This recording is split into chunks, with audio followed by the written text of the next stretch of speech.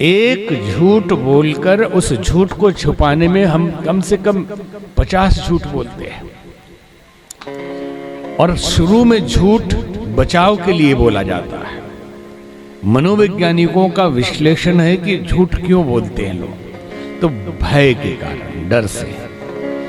थोड़ी सी बात बिगड़ी है, अगर इसको ऐसे बोल दे तो बच जाएंगे आज।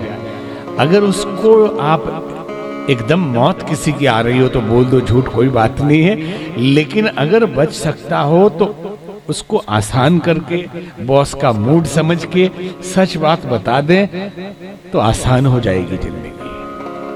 तो शुरू में लोग, पत्नी बोलती है पति से झूठ डर से कि पति नाराज ना हो जाए, और पति बोलते हैं झूठ पत्नी से कि पत्नी ना नाराज हो जाए, कर्मचारी अधिकारी से। ये पूरा चेन चलता है झूठ बोलने का। और जब झूठ की आदत पड़ जाती है, जब हैबिट हो जाती है, फिर तो रोकना मुश्किल होता है। नहीं भी जरूरत है तो हम 2-4 झूठ दिन भर में बोलते ही रहते हैं, बताते रहते हैं कुछ अपने बारे में ऐसे ही। तो यहां एक झूठ बोला सती जी ने और उनका परिवार टूट गया। जब महादेव का परिवार टूट गया तो आम आदमी के परिवार का क्या होगा? जल पे सरिस बिकाए देखो प्रीति की रीति भली।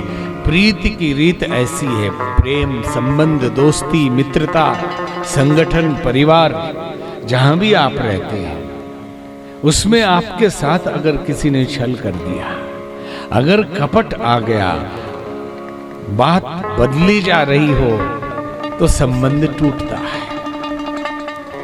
दूध और पानी एक भाव बिकते हैं अगर मिला के रख दे तो, लेकिन खटाई डाल दें, खटाई मतलब कपट, खटाई डाल दें तो दूध का भाव अलग और पानी का वो किसी भाव नहीं बिकेगा, और उस छेने का भाव अलग हो जाएगा। ठीक ऐसे ही संबंध, जीवन में संबंध जो होते हैं पति पत्नी के, परिवार के, सामाजिक संगठनों के, राजनीति के, जहां भी है वो एक परिवार ही है। ये समझ लेना कि एक परिवार से व्यक्ति से परिवार बनता है, परिवार से समाज बनता है, और समाज ही राष्ट्र है। संगठन भी परिवार ही होता है। तो उसमें अगर खटाई पड़ गई तो फिर वो गांठ जल्दी खुलती नहीं और भाव एकदम कम हो जाता है। इस प्रकार सती जी ने झूठ बोला और उसका खामियाजा ये भुगतना पड़ा कि महादेव ने संकल्प लिया कि अब इस तन से सती जी से भेंट नहीं करना, त्याग ही कर देंगे, रहेंगे साथ में लेकिन अब नहीं। कैलाश पर्वत दोनों गए। महादेव ने कहा मैं तो अब समाधि में जा रहा हूं, आप आराम करिए। महादेव ने समाधि ले ली। सती जी को अपनी गलती समझ में आ गई। बार बार नारायण से प्रार्थना करती कि हे प्रभु,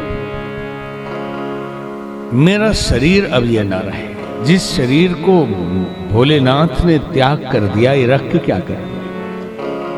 यह विधि दुखित ब्रजेश कुमारी, अकथनीय दारुण दुख भारी। ऐसी दुखी है और बहुत दुख है, अकथनीय, बोल नहीं सकते, इतना पीड़ा उनके हृदय में है।